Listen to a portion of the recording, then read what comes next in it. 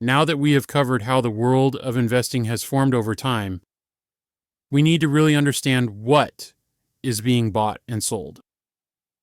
What are people actually buying and selling? What do I actually get when I say I bought stock or shares? Let's learn what is actually happening. When you invest into a company, you will hear people say they are buying what we call shares or stock. Isn't that the same thing? Well, kind of. So, what is a stock? A stock represents ownership in a company. When you purchase stock, you are buying a piece of that company, making you a shareholder. This means you have a claim to a portion of the company's profits, assets, and decision-making processes.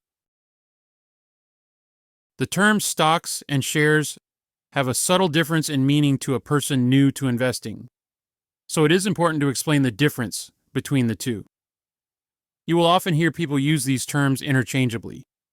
We may also use these terms stocks and shares loosely at times, so it is important to note there is a slight difference in meaning. The word stock is just a general way of saying you own part of a company.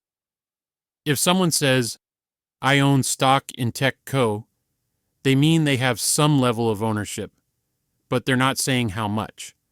It's a broad term that can also mean owning pieces of several companies at once. You might hear people say things like, he invests in tech stocks, to describe owning stock in companies across the tech industry. On the other hand, shares are the actual units of that ownership. When you say, I own 100 shares of Apple, you're being specific about how much of the company you own. It's a clear way to talk about your investment. Talking in terms of shares helps you figure out things like how much of the company you own, how much you'll get in dividends, or how many votes you have when it comes to company decisions. So now that we know what stocks and shares mean, what does it actually mean to own them? Let's dive in a bit and explain what is actually happening.